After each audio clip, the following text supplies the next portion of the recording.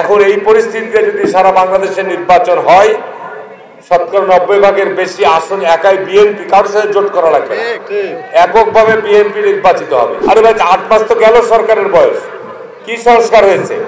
কতিপয় নতুন রাজনৈতিক দল তৈরি হয়েছে, তাদের নিবন্ধনই হয়নি, নির্বাচনে তারা কোনো প্রতীকই পাবে না, কিন্তু দেখেন বড় বড় কথা বলে বেড়াচ্ছে। সংস্কারের নাম করে নতুন কিছু রাজনৈতিক দল তৈরি হয়েছে।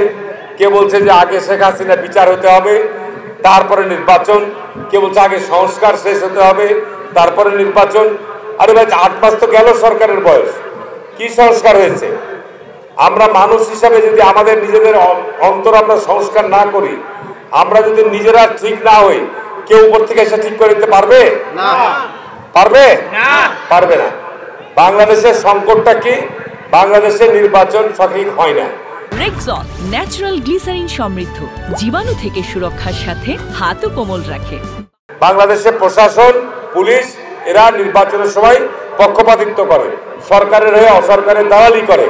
সেটা যদি বন্ধ হয় আর নির্বাচন যদি সঠিক হয়, নির্বাচনে যারা নির্বাচনে প্রতিনিধিত্ব করবে, নির্বাচনে যদি কোনো সহিংসতা না হয়, সকল প্রার্থীরা যদি তাদের নিজ নিজ শান্তিপূর্ণভাবে প্রচার প্রচারণা চালাতে পারে, এটি যদি সুষ্ঠুভাবে আমরা করতে পারি, এটি তো জনগণের প্রত্যাশা, এটি তো জনগণ চাই। বাংলাদেশে কতিপয় নতুন রাজনৈতিক দল তৈরি হয়েছে, তাদের নিবন্ধনই হয়নি, নির্বাচনে তারা কোনো প্রতীকই পাবে না, কিন্তু দেখেন বড় বড় কথা বলে বেড়াচ্ছে।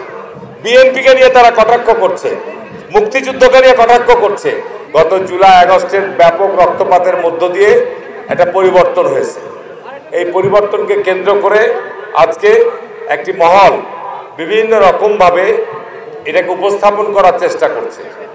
বাংলাদেশ যদি 71 সালে স্বাধীন না হতো, বাংলাদেশ যদি 47 সালে ভারত থেকে বিভক্ত হয়ে পাকিস্তান তৈরি না হতো, বাংলাদেশ যদি আজকে আমাদের মানচিত্র পতাকা না থাকতো, তাহলে আমাদের এই জুলাই আগস্ট এই বিপ্লব দিয়ে আমরা কোনো কিছু অর্জন করতে পারতাম না। সুতরাং আজকে যারা এখন এই পরিস্থিতিতে যদি সারা বাংলাদেশে নির্বাচন হয়, শতকরা 90 ভাগের বেশি আসন একাই বিএনপি, কারোর সাথে জোট করা লাগবে, এককভাবে বিএনপি নির্বাচিত হবে।